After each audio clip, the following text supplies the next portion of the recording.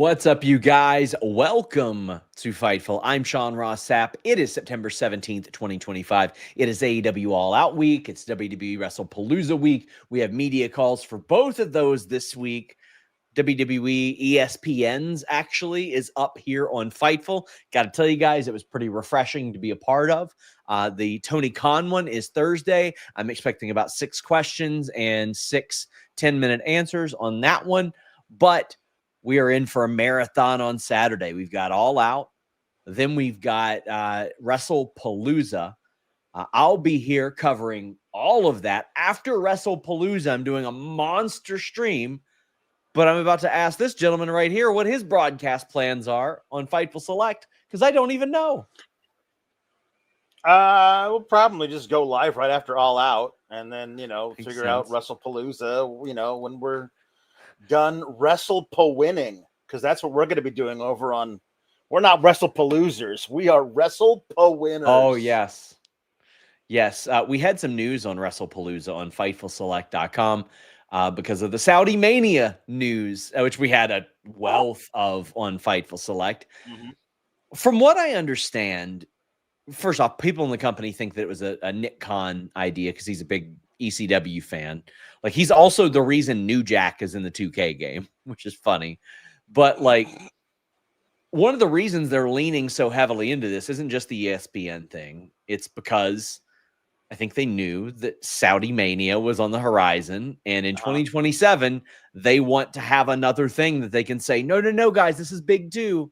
Money in the Bank and Royal Rumble and all this stuff. Don't worry, we got another big one. Because it's hard to continue to push Survivor Series as that these days. Right. Money in the Bank isn't difficult to do. Rumble isn't difficult to do. SummerSlam isn't. But you can easily do Survivor Series with one major War Games match per night, one women's and one men's each night. I'm sorry, I'm never gonna get over how dumb the name WrestlePalooza is. It was dumb in the 90s. It's so much worse now. And so if this is what we're going to call our WrestleMania of the fall, is WrestlePalooza, is frankly one of the dumbest things I've ever heard.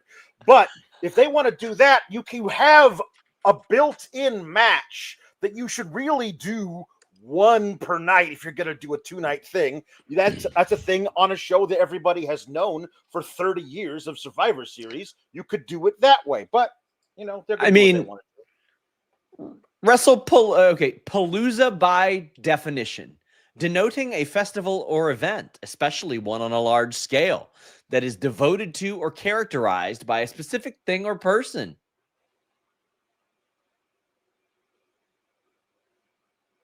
You could also bring back Starrcade. That is you could do that. Yeah. You could bring back all the biggest shows. Get in your super chats. Get in your humper chats. We've got so much this week. I dropped an interview that I've had in the can for a while with Mark Briscoe. I also we got a live one on In the Weeds this Friday that I think will also be over here, but with Gates of Agony. That's going to be a good time. I'm heading to Indianapolis on Friday to do a little bit of media there as well. That should be a fun drive. And then it's a marathon day. This afternoon, we had the return of Denise Salcedo to Fightful. It was a fun time. We talked an awful lot about the ESPN media call today, which I know some of you go, what the hell does that matter? It's an AEW show. Just listen how that media call went compared to other media calls. We're treated with respect on the AEW calls. I want to say that. Answers are way too long, way too in the weeds. We hear the history of everything in the company. It can be a bit exhausting, and there isn't as much news. On a lot of the WWE ones, if you ask some of the questions that we asked, like I asked about the counter programming efforts, of which ESPN and said that, we work collaboratively with WWE. This is something that we wanted to do. And they're like, it wasn't necessarily a lot of options throughout the rest of the year that weren't booked up, but they didn't outright deny it, so to speak. But I did ask about that. John Alba asked about Brock Lesnar. And, there were some people that didn't like the answer, but I will say it is in line with their other broadcast deals. They said WWE has complete creative control. We do not tell them who to book on the show. And I saw some people go, oh, that's a cop-out. And I'm like, well, No, I've never heard of ESPN calling up the Minnesota Vikings and saying, you Right. better not play Adrian Peterson after what he did. Like you Yeah. one of those. You're not going to see them call up the Kansas City Chiefs and tell them to not play Rashee Rice or somebody like that. Yeah. But I saw John Alba mention, like, because somebody said that's the last media call they'll do. And he's like, no, because outside the wrestling bubble, people just answer the question professionally and move on. Yeah. That's it. That's the way it's handled. So that was very refreshing to be a part of today. I see Matthew Hook saying ESPN is so full of crap for that. I mean, listen, I would imagine in the future, ESPN is going to do the same thing that USA Network did and say, your little war is fun, but like we want viewership. That's what we care about. Right. Yeah. And that will be something to monitor. But the Tony Khan call is on Thursday. But check out that ESPN media call. It is with programming executives. So if you guys haven't checked that out, please do. Man, we got people doing the ad reads for us in our super chats. I appreciate that. But Jay Farley says, longtime listener, third-time humper here. Wondering your all's thoughts on the interactions on Twitter between MJF and Andrade. I assume that's them probably going to work a program in CMLL, or was that a shoot brother, MJF on a tear online and Tony's face? So we can roll this into what it is that MJF did on this show, because MJF has been like, he is aware of perception online and all that. Absolutely. And I think that his Twitter behavior over the last couple of weeks has probably done him more favors in the perception of a lot of fans than anything else. Yeah. He's maintaining a psychotic schedule right now, like back and forth to Winnipeg nonstop. But he's also staying on TV. And Alex, this was something that when you and I reviewed Raw during the pandemic, or reviewed shows during the pandemic, I was like, what? John Cena's there for 2 weeks. Why don't you put like months worth of stuff in the can with this guy if there's no audience? That's what they're doing with MJF. They're getting him on TV all the time. I think that the Andrade stuff is just him and Andrade going into business for themselves. Sure. And all that, and calling each other pussies and all that. But what were your first thoughts on the FightfulSelect.com breaking story this week of Andrade being fired by WWE, and then the subsequent MJF interactions? I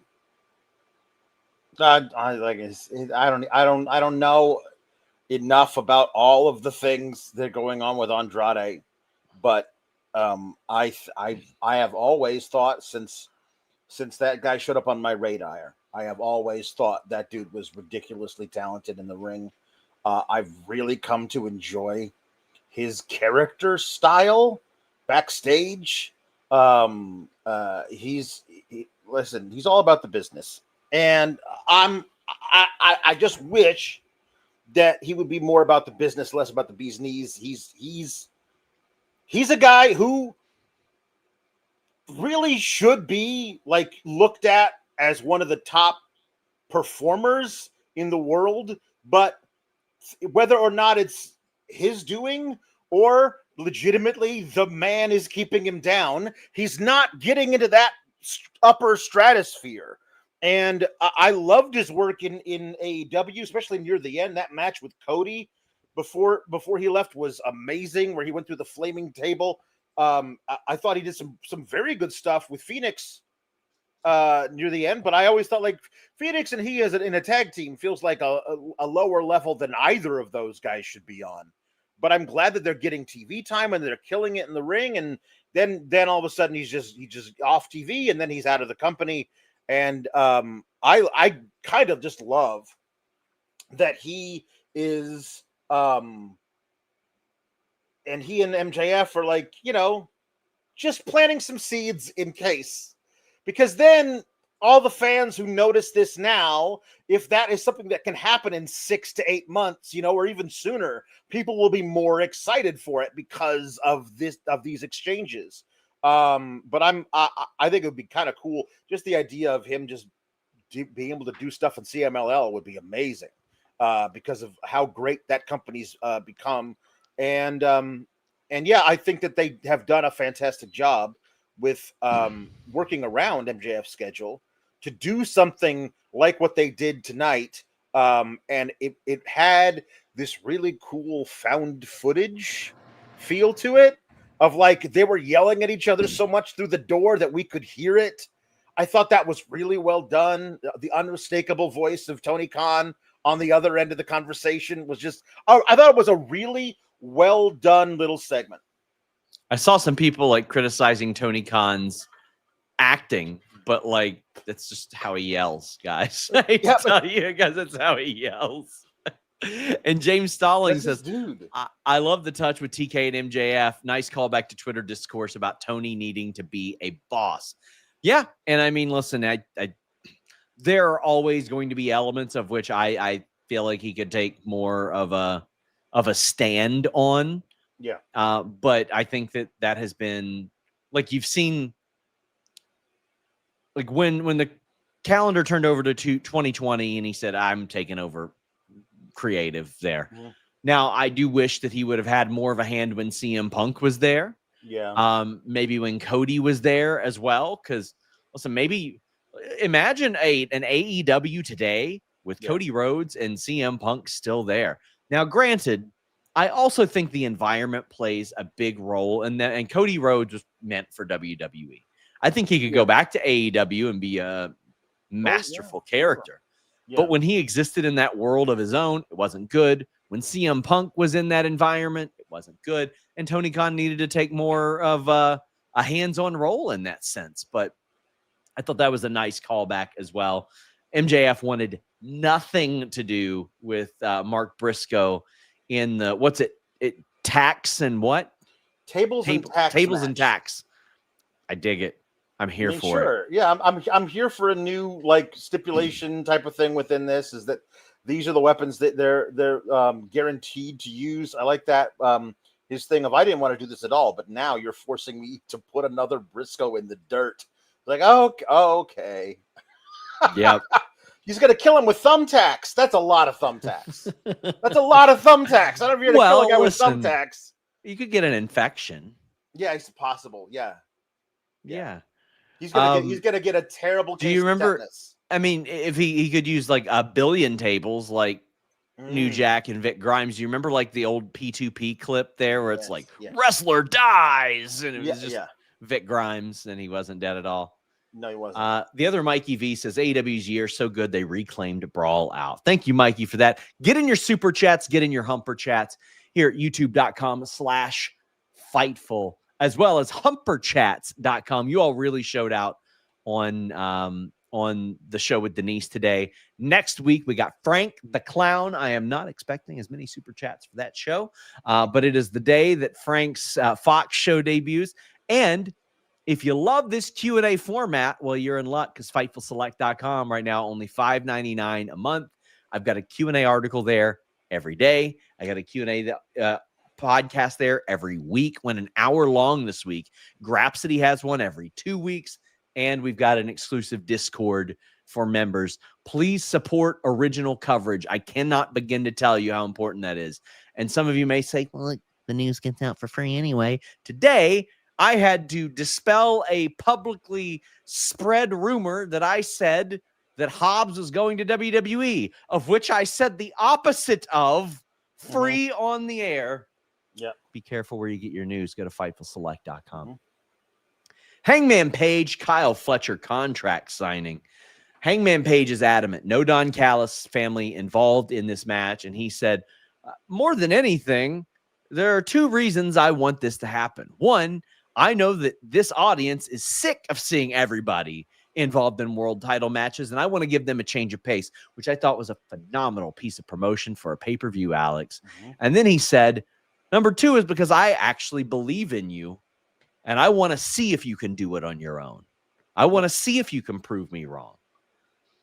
And Kyle Fletcher is so full of confidence. He is not concerned at all. He knows exactly how good he is, Alex. I really love the detail of it's in the contract. You signed that contract. That I insisted on it being in the contract. Nobody else at ringside, none of the Don Callis family. You cannot have this match unless Don Callis and the rest of the family are banned from ringside. And Don Callis gets up in arms about it. Hold on, you can't do that. And Kyle reaches over and grabs him by the wrist, stops him, and says, "That's fine. We'll do it your way." Like, I love that Don Callis was like, well, wait a minute. That's not how we do things.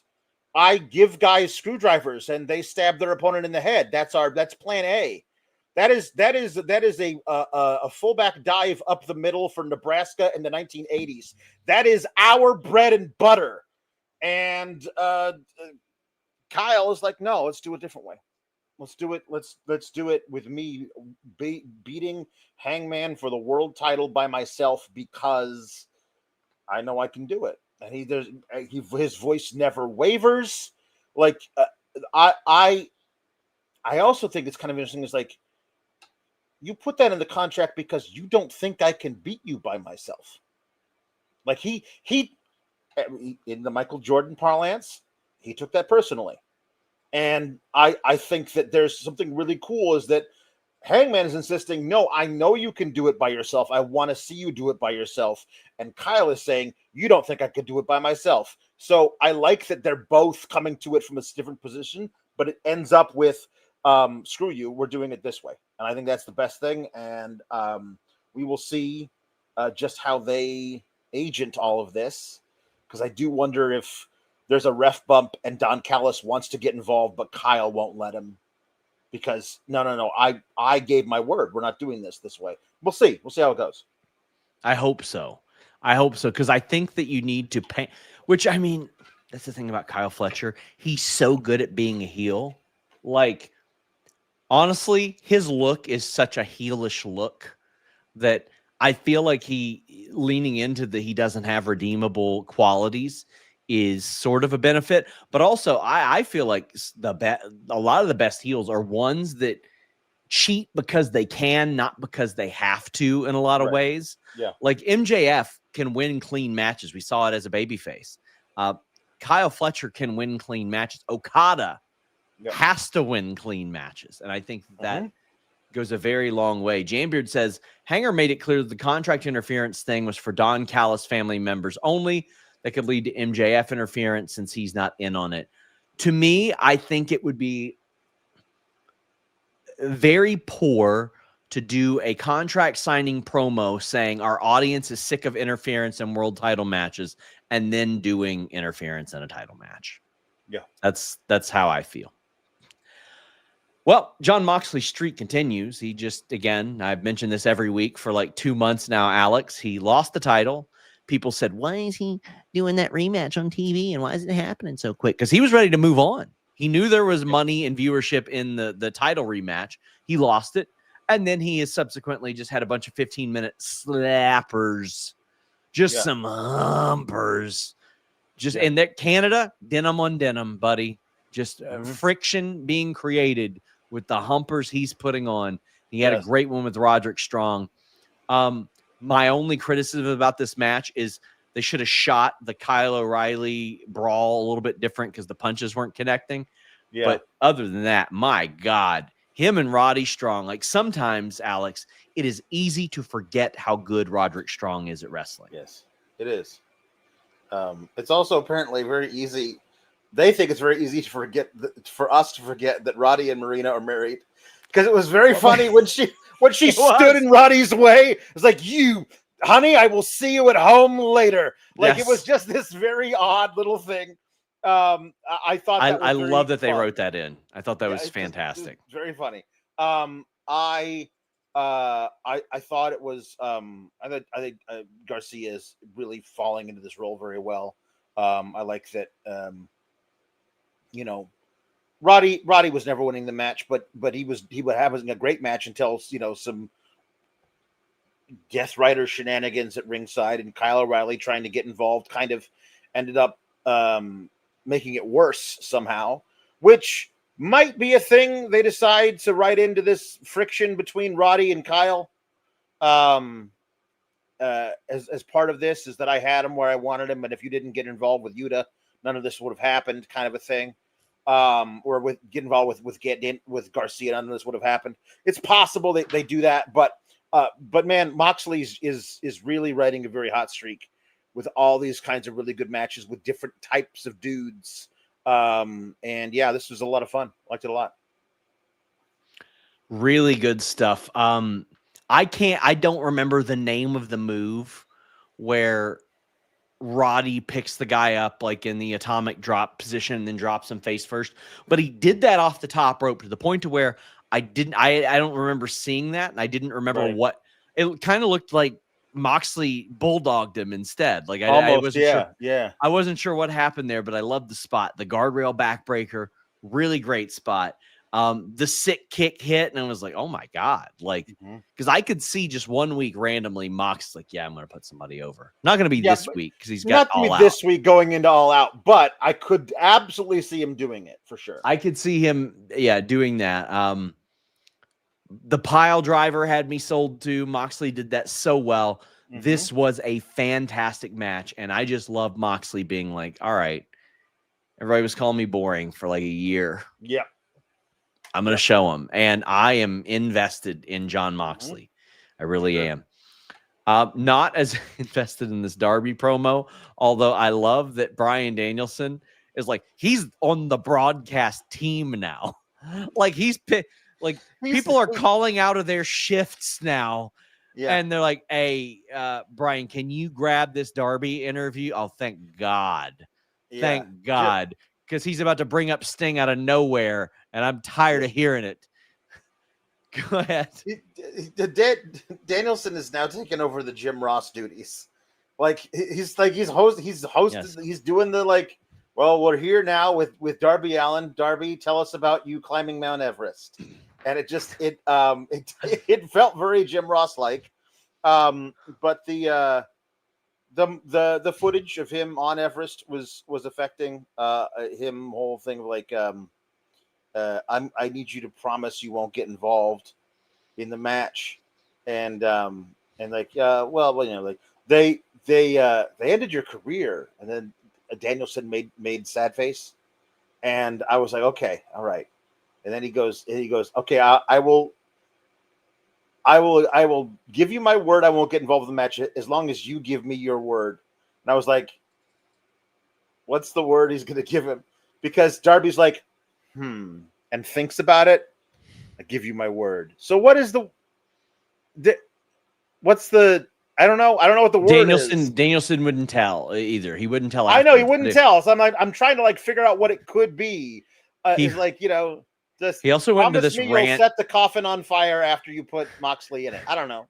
He went into the rant, and, you know, I'm not trying to make light of the unfortunate situation involving his uncle. And he's like, but I trusted him, and I trust Sting, and I would never turn my back on Sting. I was like, where the fuck did that come from? Like, what's Sting got to do with this shit? I have no idea. Like, what's Sting got? Sting's been gone for like 18 months. He? Like, he ain't coming back, bro. Like, I don't know. He was there hanging out with Doug Gilbert last week. He's done. He's grew a big beard, and he painted it white for comic. He ain't coming back, buddy. He's not coming back. I don't know why we're bringing it up. He knows. He knows that you like him. You're buddies. We get it. No, he figured it out. What's the update on his son? Everybody wants to know. Yeah. Vicky, of course, loved this. She says, hey, SRS and Alex, love the Darby Danielson segment. Thoughts on what Bryan said? Loved my Sting reference. Well, I didn't, Vicky, and I'm as big of a Sting fan as you're gonna find. So, does Darby actually lose a coffin match? No, I don't think so. No, he already lost one. He lost one of them to Jack, so he's not losing another one. I mean, it would be really artificial for them to like pull this out and do a rematch of this match at Wrestle Dream or whatever. It's not even in Seattle this year. Is it in St. Louis? So like they're not gonna like drag it out for another month to have Darby get his revenge on Moxley. They're gonna do it here. You know, I mean, it's his match. They should do it. What do you think that he said to Darby, or what do you think Darby said to Danielson?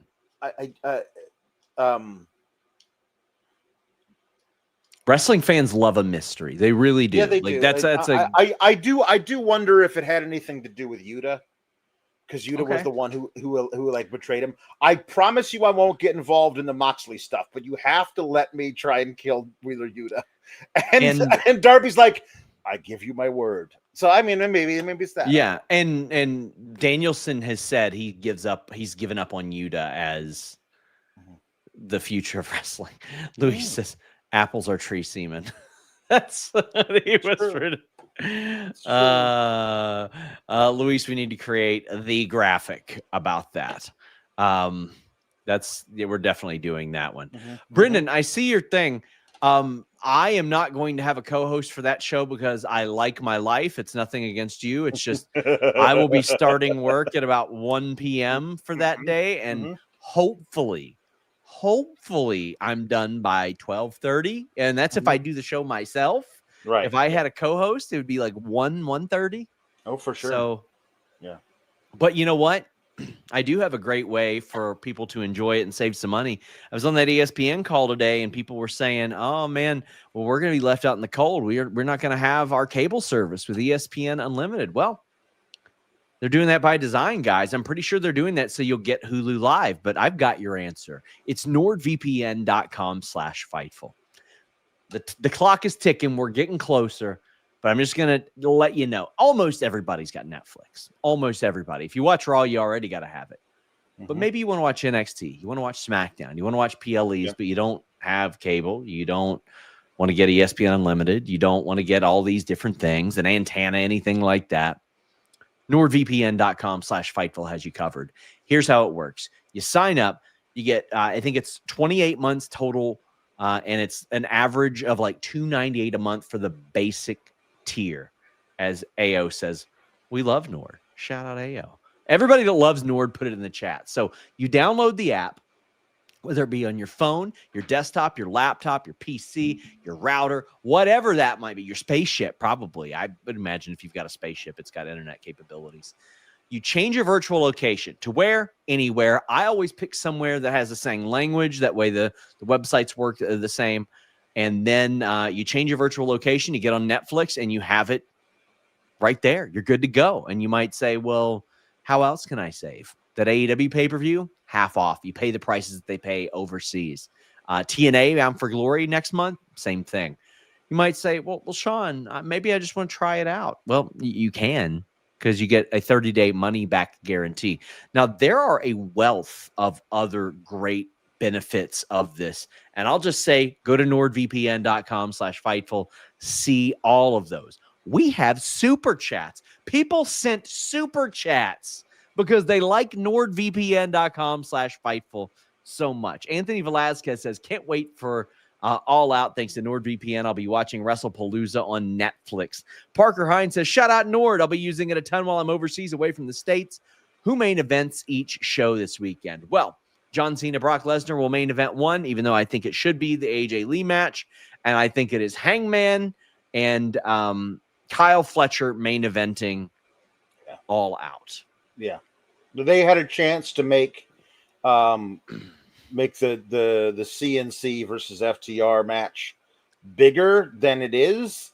It still feels like, a fun dream match, but it doesn't feel like momentous. Like if they had had the tag belts attached to it, if they had spent a lot more time like really making this into something, if they had maybe built this out where we still don't even know if Christian really likes Copeland, maybe that's the story that pushes it because of the place they're doing it, the dream match nature of it, the titles being on the line. But I think that they wanted it to be Hangman versus Fletcher, and so they intentionally soft pedaled a few other things to make sure it was unarguably the main event. Alexander does my job for me. He says Sting was referenced in the context of him never turning on family, the way that Mox betrayed Danielson. The uncle was a reference to family betraying trust. Thank you, Alexander, for doing my job for me. I greatly appreciate that. Sincerely, I'm glad that you applied that context. Maybe I just zoned out at that point. But so I appreciate you, Alexander. And I appreciate Bobby Lashley and Toa Liona for just slapping that meat. Just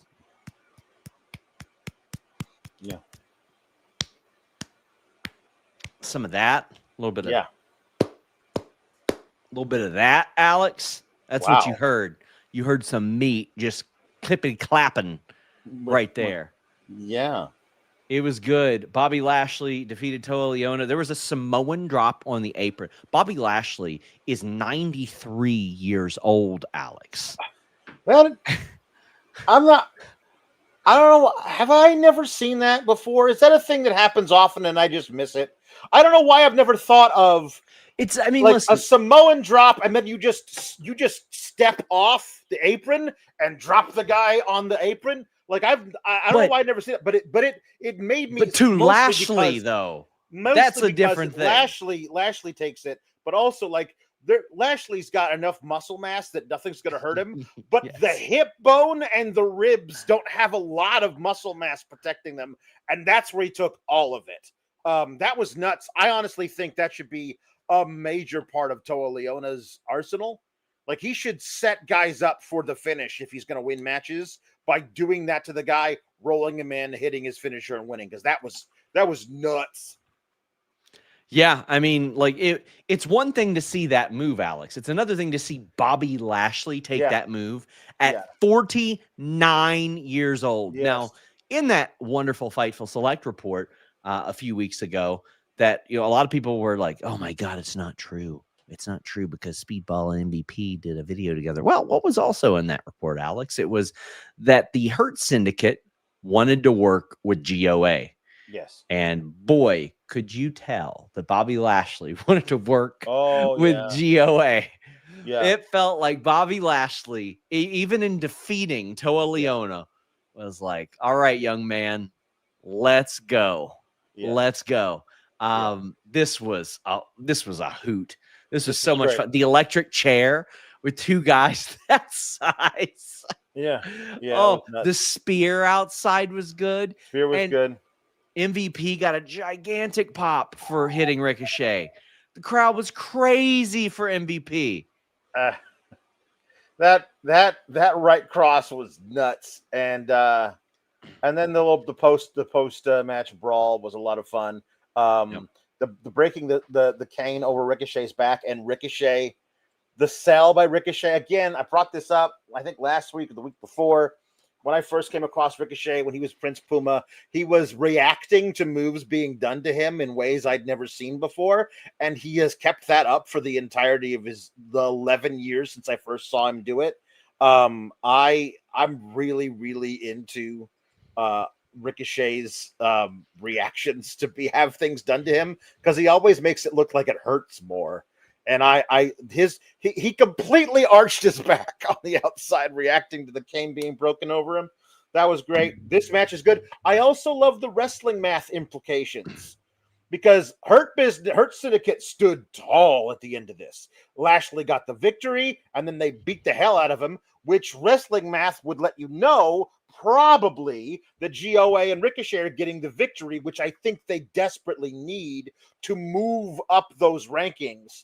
At least not real rankings, but like rankings in our minds of where we see people going. I do still think that if you're going to give Hangman a couple more, let's say, warm up for a long reign defenses, that Ricochet getting a one-on-one match versus Hangman for the title that he doesn't win but is fantastic during it would be a really cool thing. Because Ricochet has just been tremendous since his heel turn. He's gotten better and better and better, and GOA has made him even better. Yeah, and we've got quite a few super chats here. Anthony Velasquez says, is it safe to say Hurt Syndicate will lose it all out with MVP taking the pin? He even said in an interview with Chris Van Vliet he would take pin, so Lashley and Shelton won't. So usually when the stories come out about Hurt Syndicate not wanting to lose to so-and-so, it's usually MVP kind of spearheading that. And then who they want to work with is usually something that MVP says and relays to us, because listen, that man will tell you exactly how he feels. And that's just how it is. I feel like that's probably a good bet that MVP takes the pin, and FightfulSelect.com reported that there's been some discussion of some younger Hurt Syndicate members that I don't even know if it's quite gotten through to them yet, based on what I heard. But I heard some names mentioned, and I think I told you the name that was mentioned. You did tell me the name, and yeah, that is. I will say I have seen a lot of speculation about who the name was that you told me last week. No one's come close. No one's so come like close. that is very cool. That immediately when you said that, I was like, I never would have thought it, and yet it feels like it works, and nobody is thinking it, which is a kind of a really cool thing. Could be a real surprise. I think that's excellent. Yeah, Marco Stunt. Jules Mack says, hi, appreciate you and your hard work. Great Dynamite show, and the pay-per-view will be sick. Jules, thank you so much. I am very, very excited. I mean, listen, I am pre-exhausted. I am so tomorrow I've got the media call, and listen, I gotta be real, guys. Those media calls, those Tony media calls, I love that Tony does them. They take a lot out of you. Friday, I am driving to Indianapolis doing media and driving back. And then, apologies. Saturday, all-nighter. All night. And hopefully you guys join us for that. In Simmons says, never knew Toa was this good, man. GOA became such a great team in this stable. The MVP punch was hilarious. I don't know who wins this match Saturday. I think Hurt Syndicate should put them over. I think Hurt Syndicate should put them over too, Alex. I'm with you there. I'm thinking it should be them. Yeah, I think it's good. I don't think this needs to be the end of stuff between them for sure. But I think that it'd be great to give them at least the first round of whatever this is, how long it goes. Like I said, I don't know what they have planned for the trios titles moving forward. But I love the idea of Ricochet and GOA having a little run with the trios titles. I think GOA could easily become tag champions along the way. Ricochet could I don't know if I see him holding the world title, but in, let's say, a year after we do whatever we're doing with Takeshita and Okada, if he winds up in, let's say, a multi-man match for that title, I could easily see him winning that and having a quick, like, 2.5-3.5 month reign. He's the kind of guy who would be really elevated by having a title of that level, but also doesn't need to hold it for a year to still retain the level that he got elevated to when he was the champ. He's just a really, really unique talent, and they've been utilizing him so well. FTR had a face-to-face with Cope and Christian, who argue if it's Cope and Christian or Christian and Cope. But they play off of history here about how Cash met Cope like in 2009. Some elements of this, first off, I had never heard or don't even know if they manufactured, but either way, it was some nice history that was added to it. We know that obviously Cope and these two have history for a number of reasons. FTR helped him get ready for his return. Even when Cope was in WWE and they did the Seth Rollins break-in angle, he was referencing them. Like he did. It was great. There are also, Cope mentions his wife beating up Stokely, which I think would be a phenomenal. That'd be a one. Yes. Stokely doing an open challenge and it's answered by Beth Phoenix would be one of the best things they've ever done. Yes, absolutely. It would be phenomenal. Dax shouts out a lot of the great talent that he's worked with. And he said, you guys were a mediocre team propped up by two other teams. They're like, we made other teams better, and really mentioned a lot of people that they helped create their career with. But there is the funny spot that I really enjoyed here was Stokely, who apparently has the stroke to demand that he not be touched or fines will be facilitated, says, it'll be this much if you hit me, this much if you do this. And Christian said, well, I'm rich, and then beats his ass anyway. Which I love. Yeah. How'd you feel about this? That was good. I thought it was well done with the levels of it. Like Cash Wheeler making it very personal. Like, I was the first guy who met you. We became friends, blah, blah, blah, all that stuff. And Dax turning it around about how great they've become, how we're the best that's ever done it in the past. It took us a decade to become the greatest tag team that's ever lived. yeah, you guys did it 25 years ago, and you're the third team people remember from those matches. You know what I mean? Like, that's basically what he said, and I thought that was cutting. But then Copeland does his thing. I listen. I know that the fans in that building, certainly in Ontario, Canada, were certainly on board for everything that Cope did. But I'm sorry to bring it up, though. The whole, like, they don't want you guys, they want me. I quibble, because when you showed up and we were like, oh great, rated FTR is going to take the trios titles away from the Death Riders. What a great use of Adam Copeland. And they were like, I'm going for the world title for the next, what seems like 4.5 years. People were like, please don't do that. And it ended up being worse than we thought it was going to be.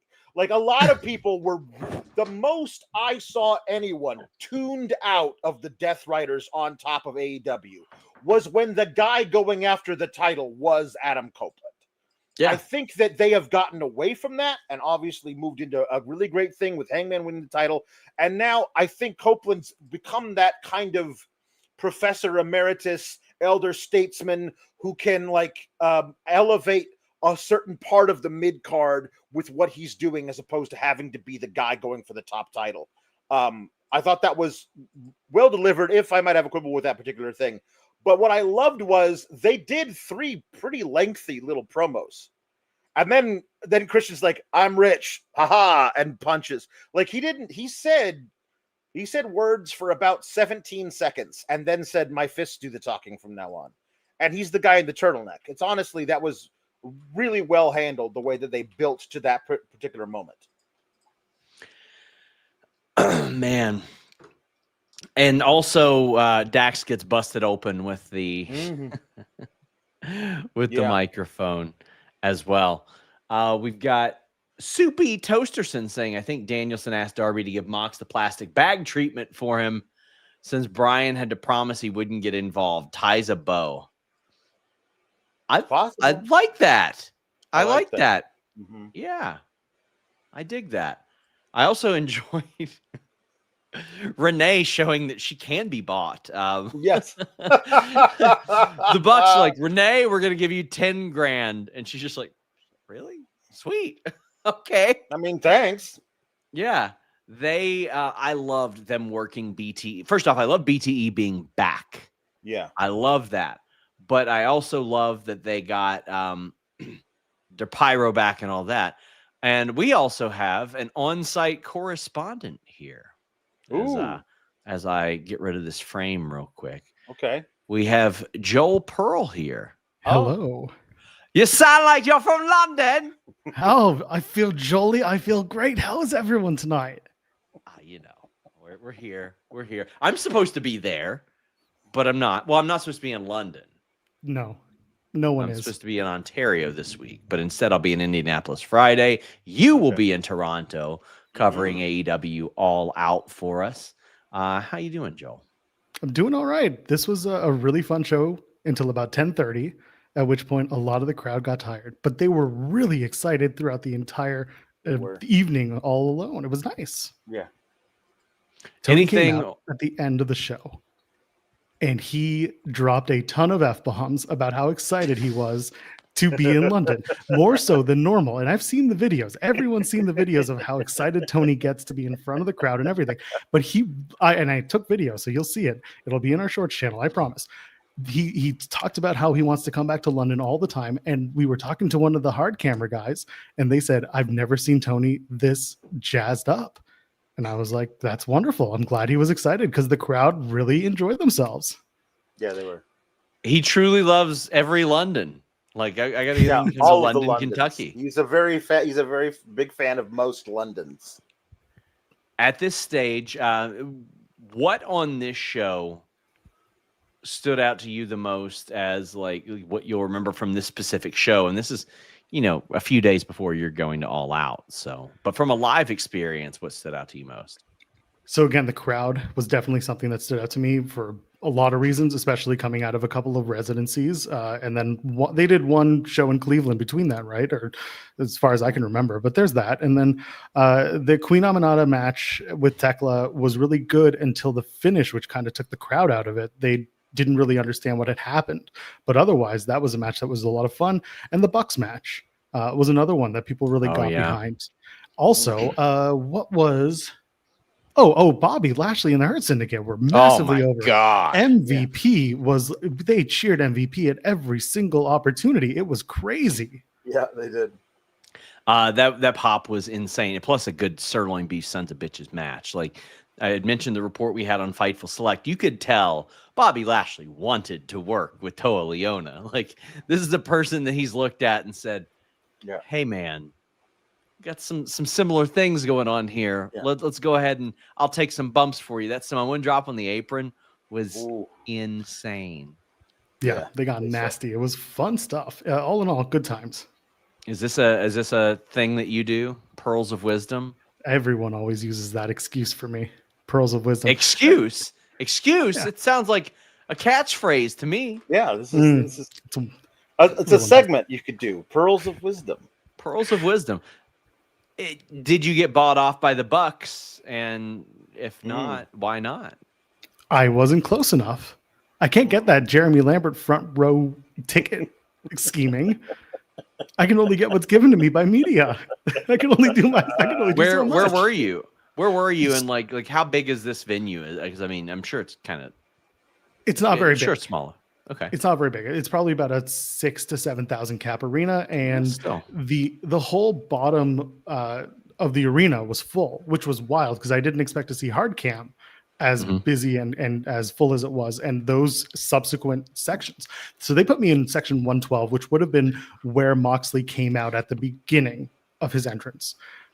However, I found some friends who were sitting over by hard camera in the second row, and I migrated over to their spot because I like to be as close to the hard camera as I can because that's the most authentic to TV experience that you can get. I preach this all the time on In the Weeds and anywhere I can. When you're looking for tickets, opposite hard cam, you're just staring at butts all night. But if you're sitting with the hard cam, you're seeing the most accurate television depiction of a live event. Right. So just because you didn't get front row, I guess you could say that they cast pearls before swine. You looked that up while I was doing this whole tirade. No, I was just trying to remember as many as I could. I didn't want to go with pearl necklace for some reason. No, don't want to do that one. No, that's not a good one. Didn't want to do anything, but you know, Joel, the world is your oyster this week. I will be at All Out. I will be at the press conference asking questions to everyone. And I will be at Mystery Wrestling on Sunday. You can watch it on their Twitch channel, and I will have some conversations as well.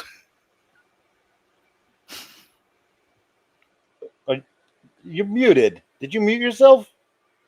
I can't hear you.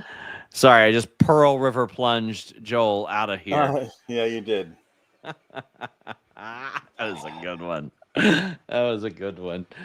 Oh my God, the Young Bucks had a fantastic match with the Gun Club. Good. Young Bucks tried to buy off Rick Knox, didn't work.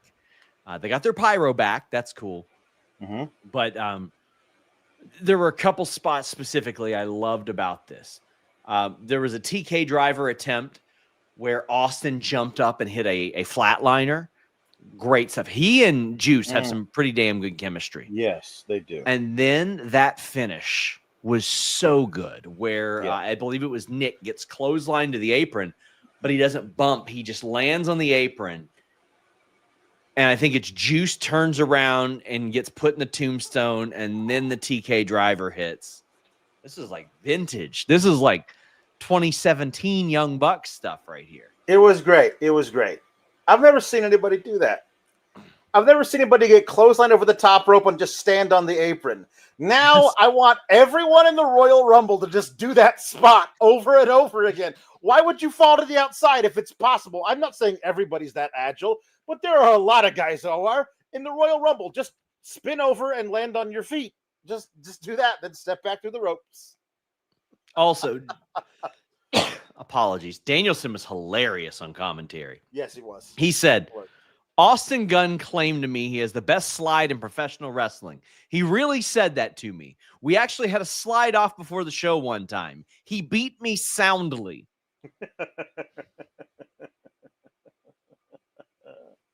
Unhinged. He's so good on commentary. He's great. He's fantastic. He's everything that I knew he would be on commentary. He's fantastic. I thought that yes, that I will say, wow, it doesn't hit you about how alone these two guys are until you see them do their entrance. And it's just Austin spitting in one direction, and the other half of it is dark because there's no Colton. We don't have Jay White there in the middle. When the camera spins around, it's like, oh, hi, Juice. But there's nobody else there. It felt very empty. And I honestly, I feel like with this loss and how empty it kind of feels for the Bang Bang Gang, like that Ace Austin, like joining the Bang Bang Gang thing's got to happen. Like very, very soon. I think he'd be great for it. I don't know how much longer Colton and Jay are going to be out, but for as long as they are, Jay's out for a long time.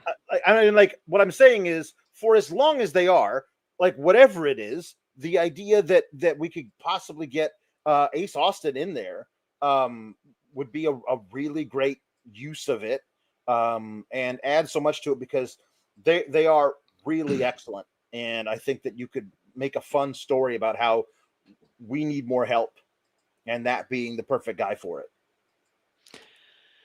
I love this match. So glad they're involved in this match at All Out as well. We had a Mina, Willow, Aminata, Harley promo, pretty straightforward, but they followed up that insane match with an insane match. Máscara, Dorada, and the Beast Mortos. This is beautiful lucha wrestling with an amazing base and someone that can do incredible things. Dorada did, and again, listen, I used to be a moves guy that knew the names of every single move on the planet, but he did a tornado arm drag. There was like a tornado suicide dive. There was this spot where he ran and backflipped off of Mortos, rolled through, went into the corner, jumped, spun around, did another arm drag at that point. Yeah. There was a counter into a destroyer on the apron. But I think my favorite spot was when Dorada went up and ended up in a rack on Mortos, and then Mortos dropped him down into a pile driver. Or maybe it was a reverse, like, seated thing. I don't know. Either way, it looked badass. This match was incredible. The crowd was not there for Mortos kicking out at one in one spot, though. They didn't like that. I think a lot of it was that they didn't recognize that that's kind of his deal. Now, unlike a lot of his matches, like right before the end, he'll get like a crazy amount of beast strength, and he'll hit up, down, right, and then all of a sudden he'll get beast strength to be able to kick out at one, and then he does, and then he gets hit with like two more big moves and he's done. Yeah. I thought it was excellent. I think Dorada is the perfect guy to be a nuisance for Takeshita and Okada in this triple threat, in this three-way, and the perfect guy to take the pin to piss off Takeshita even more. I think this is he's going to be great. He's going to serve his purpose. Mortos is always tremendous in this role of the guy who's going to make everyone look amazing and be tremendous himself. I really enjoyed this a lot. The CMLL guys, when they come visit, they really show out, and Dorada is one of the very best. Crowd was all there for Dorada getting that win as well. Jules Max says CMLL and AEW partnership, best thing that's happened to pro wrestling. Prove me wrong. The relationship between New Japan, CMLL, and AEW has proven to be one that is so beneficial. Like it's worked out very, very well. And I think you're starting to see luchas highlighted in a really appropriate way, of which I don't think that they were in years prior in AEW. Right. And I'm not talking about like Phoenix and Penta. They were AEW wrestlers first and foremost. Yes. You're seeing the partners' talent highlighted very, very well. After this, Okada and Don Callis come out to confront Dorada, and then Takeshita follows. And while Takeshita and Okada are facing off, Máscara Dorada does a little body press, or did a dive onto Okada, and Okada doesn't get got a lot. He's so cool and collected that it's good to see him got a little bit. The reason that he got though was because Takeshita, he was given the evil eye to Takeshita and wasn't paying attention. But meanwhile, Takeshita's got those eyes in the back of his head, and he calmly steps aside so he doesn't take any of that dive. He was clean. Nobody touched him. Yeah. Like he's been doing a really, really good job of being this guy for a long time. And I'm very excited that he's back in the spotlight with this long, what I can only assume is a long-term feud between him and Okada is going to be a really great thing for AEW and for Takeshita especially. It's also, I think, could wind up being like the signature feud for Okada during his AEW tenure. Like, we've loved seeing the matches with him and Kenny and stuff. He's had really good matches, but like a feud that you remember, I think is Takeshita beating him to become the new top Japanese wrestler in the States. I think is a major deal. Toni Storm cuts a promo, says that she's willing to die in the ring, and if you're not, you ain't shit. She did media today. Interesting to see AEW talent doing the Ariel Helwani show now, which I think is something that Tony Khan probably had to be talked into, and understandably so. And I say that as someone who Ariel was one of my inspirations getting into media, but I understand why some people in AEW would not have wanted that to happen. But good to see it is happening. But we have Jamie Hayter come out, Chris Statlander. I thought Chris's was kind of wooden and wasn't like really great. Well, a lot of it is that like Jamie had a reason to come out. Yes. You know what I mean? Like, don't forget, you asked for this. You invited me into this match. And you may have forgotten, but I have a very good memory. You're the reason why I was no longer the champion. Yes. And that is pointed. That is you can come out here and give your little in-character promo all you want. I want to let you know, I'm beating you for the title on Saturday. And it's because you asked me to be in this match. That is a pointed reason for doing it. Statlander comes out and says, well, while we're all out here saying who's going to win the match, maybe me. She also said, I don't even know if I even know why I'm in this, which is not a great thing to say. But she hasn't had a world title match in 4 years, she said, which was something that I liked. That was a really good touch that I did not realize it's been 4 full years since she's had a world title match. So I think that you could have easily had her come out and say that without saying, I don't even know why I'm out here, which kind of, doesn't speak too well to the booking if you have your characters saying they don't know why they're in the match. I'm very excited for this match. I think it's tremendous to have Hayter and Statlander as foils for Toni Storm at the same time. And Thekla is going to add so much to the match with her unpredictability that I think that's going to be a wonderful, fantastic match. But I also loved that Thekla didn't say anything when she came out here. She walked past him, went to the ring to have her match, and she said her piece after she won that match. It's like the match was her promo answer to them before. She's like, I can do all this stuff to you Saturday too if I want. It's a fatal 4-way. But yeah, Chris also definitely a future world champion. But Thekla and Queen Aminata, I love him. There was a little awkward spot with a spear into the chair that didn't quite hit, but like, It looked like it hit a lot to me. That chair didn't budge. Well, that's the thing. Yeah, it looked a little awkward to me. It looked awkward because it looked like it hurt more. Like the idea that like the chair is on there, and when she got speared into it, it did not fall over, it did not slide on the canvas, it just stood its ground. And I loved that Danielson, because after that it was a kind of a weak kick out.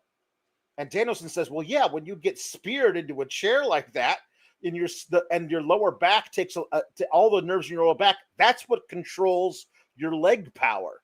And she might not have had the leg power to really kick out, so she's very lucky. Like that, honestly, looked like one of the most brutal spots that I had not seen before in one of these matches that I can remember. Because I don't know if I've ever seen anybody take a spear into the side of a chair, and that chair just say, nope, I'm not moving. I'm staying put. That was a really interesting thing, and you could easily build a lower back problem for the rest of the match out of that. I thought it was really good. So there were some spots I really loved here. That Aminata hanging stunner was brutal. Yep. The suplex on the floor was good. Thekla, the trash can lid to the head. I've constantly put over Thekla for being such a phenomenal transition to American TV. Like the look, the presentation, the aggression, all that stuff was ready-made for US TV. I loved the spider superplex where she sits up, then she rolls back, does the spider crawl, and then gets, I think, a chair thrown in her face. Yeah. Oh, it was so good. Then there was the curb stomp on the chair, the brain buster on the trash can, and Thekla barely won, to the point to where I thought it was a botch at first, and I was like, no, that's the way that needs to be. That's how you keep somebody as strong as possible without having to 50-50 them. Loved that. Jambeard says Thekla gave me some strong Luna Vachon vibes tonight after she talked on the mic. That's a really great shout. Luna Vachon is a really great comparison there. And Anthony says Tekla's going to be a great asset for AEW. Solid wrestler and character work is on point. Let's see what she can do with the talking side of things. I think making her like the hardcore match woman without being like a death match woman works really, really well for her. And she got on the mic and it's like, it worked. It's like, there's still some people that don't realize how the Thekla speaks English, speaks perfect English. Yeah. But then we had run-ins all over. I adored this whole match and post-match and the pull apart afterwards, Alex. So it's great. It's gonna be an excellent showcase for all four women, and I also like that they brought into it. Yeah, all of Tekla's friends can get involved and do whatever they want. There's no disqualification. It can literally, Thekla can bring out Julia and Sky, and they can just decide that they're gonna take out Statlander and stop her from being part of the match. And I think that we'll see how they agent the match to accord to that. But I thought it was really well done. And this, I don't think you can take the title off of Toni in a match like this now that what they've done with her is basically had her the best women in one-on-one matches. I feel like you actually need to build somebody to take the title off of her in a one-on-one match, like make that a storyline. But it certainly practically, it certainly would be the best way to get a title off of Toni Storm is to make sure you don't have to pin Toni Storm to become champion. I just don't think that's the best way of ending this reign.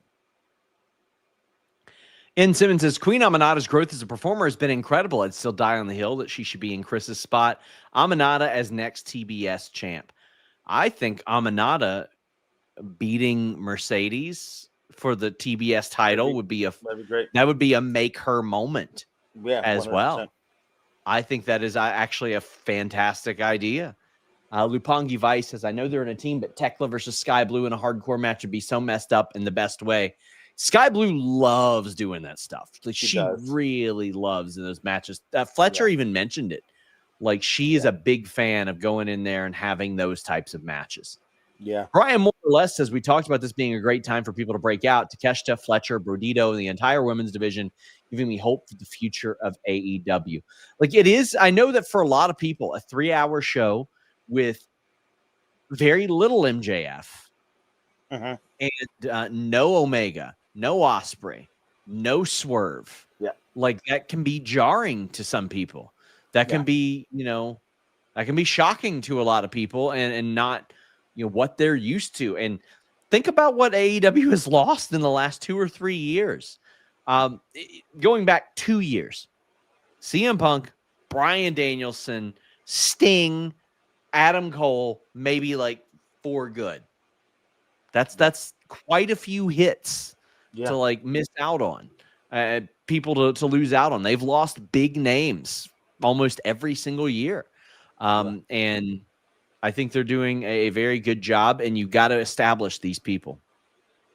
Well, I hope you guys establish yourself over at MyBookie AG. New signups get a $50 bonus on $100 deposits or a $100 bonus on a $200 deposit at MyBookie AG. Bet on anything, anytime, anywhere. They've got those WWE WrestlePalooza lines up right now. Cody Rhodes, a big favorite. John Cena, a favorite. You're kidding. Lord, I hope John Cena wins that one.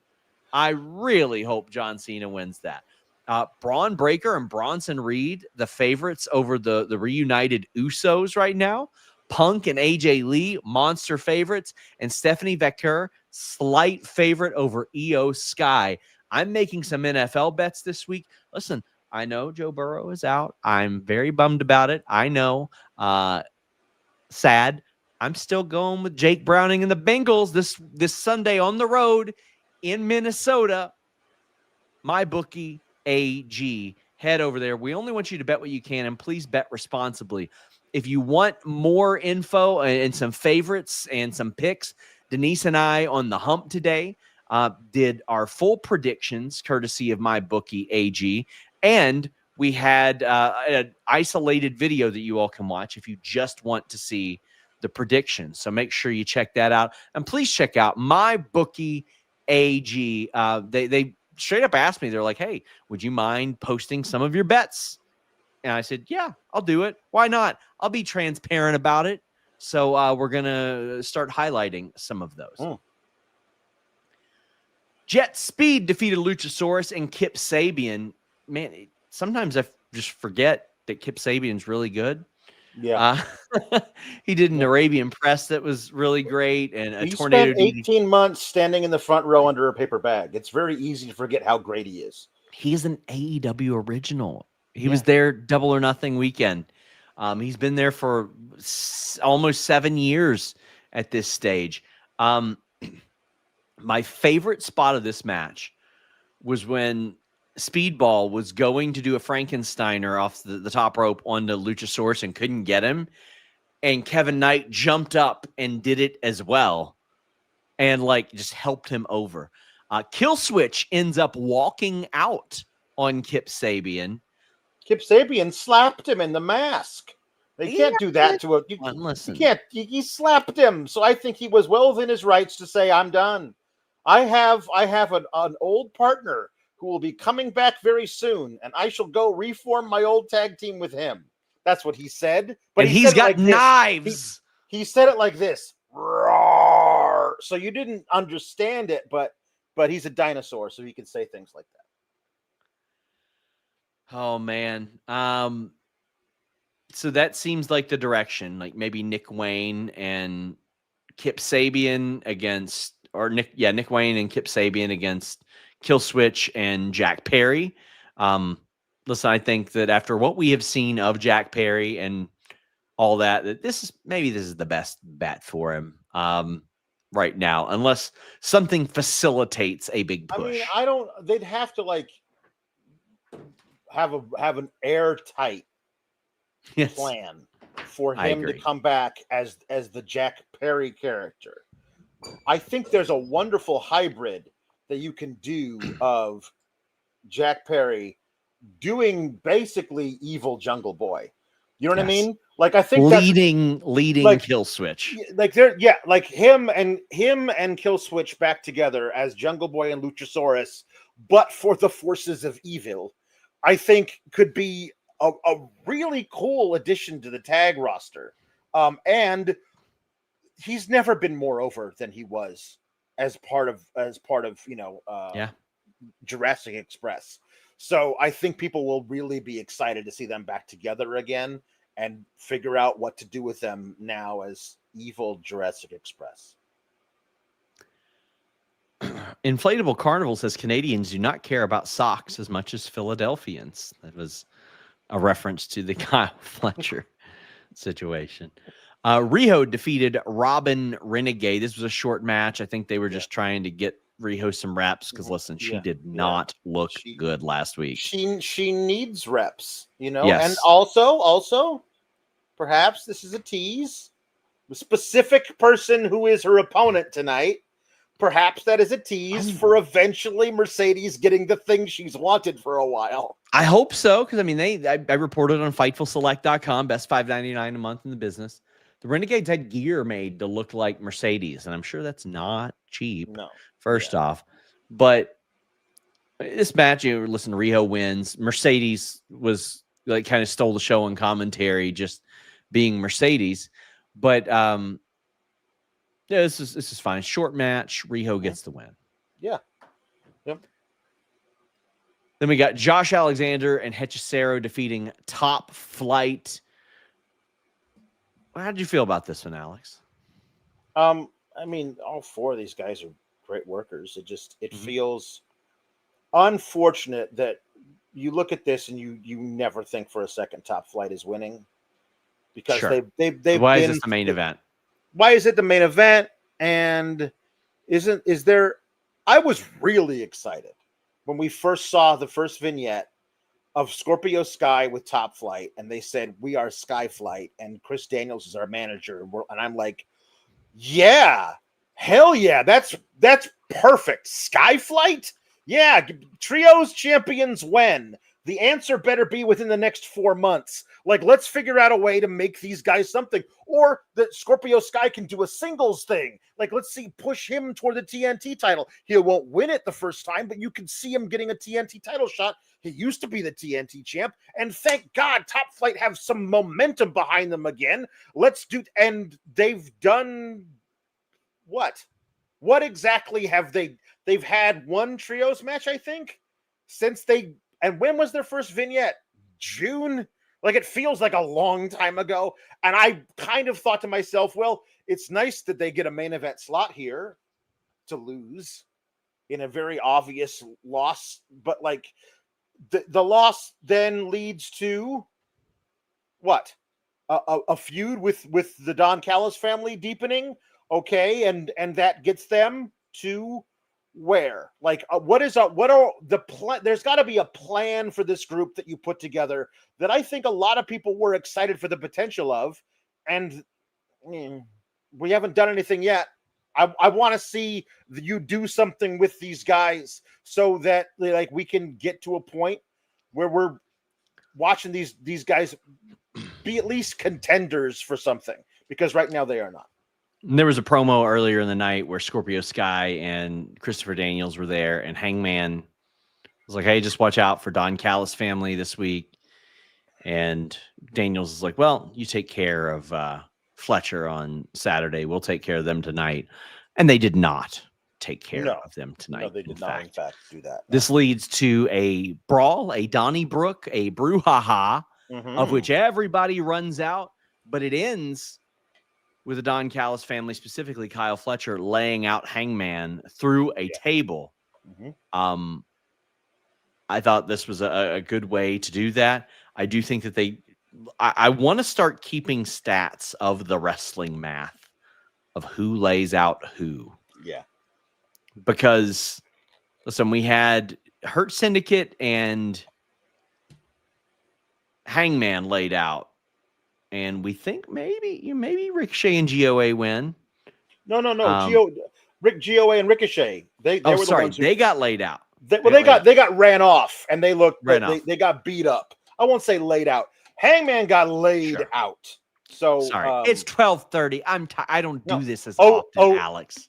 Okada took the dive from Máscara Dorada, so he's definitely going to win. Like you like Riho got the victory, but then she got laid out by Mercedes. So I guess that could go either way. I would be shocked. I would also be incredibly shocked. I'm just saying, like, it was at least that one was inconclusive of who the wrestling math favors.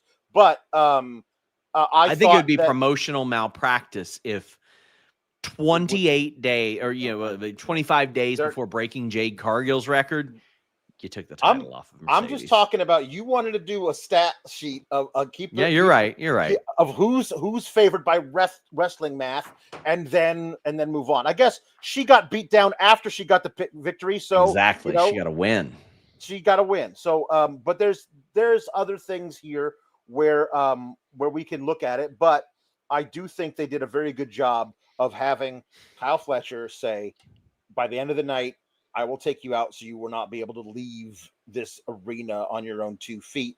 I don't think he did that. I also thought Danielson oversold a vertical suplex, kind of a brainbuster, off the apron through a table a bit more than he needed to. He was like, no, someone has to stop this. And I just thought, brainbuster through a table. I've seen Kyle Fletcher do a lot worse to other people recently. Sure. So I just thought maybe it was a touch over. It's a brainbuster through a table off an apron, Alex. Come on now. He's got a family. We know this. Yeah, we know this. Love for Boost says TKO pushing for Dana White's boxing league without the Muhammad Ali Act just shows how gross WWE's contracts would be without AEW competition. Yes, it does. And then when people ask Dana White about it, he's like, oh, well, why are you being an asshole here? Like, he's the worst. Let me tell you, I was so excited to not cover MMA full time. I was so happy to hand that over because what we got out of WWE a lot the last couple of years is what I was getting out of Dana White for years before that. We got Brian more or less saying Skyflight can't go for the trios title. The ops aren't done with the Death Riders no matter how much we want them to be done. Yeah, they certainly aren't done with the Death Riders. I think you could do a thing where the Death Riders cheat to beat the ops, and the ops cost the Death Riders a match with Skyflight. I'm not saying it happens now, but I'm saying you could get there by, let's say, World's End. You could easily get there by then. Guys, I hope you'll join me after WrestlePalooza on Saturday night. It's going to be a long show. I will put timestamps on the video because we're going to start with All Out. And then I'm going to talk WrestlePalooza after that. I hope that you'll join us. I hope you use NordVPN.com/Fightful. Did I miss your super chat, Tim? I'll find it, by God. If Luis didn't.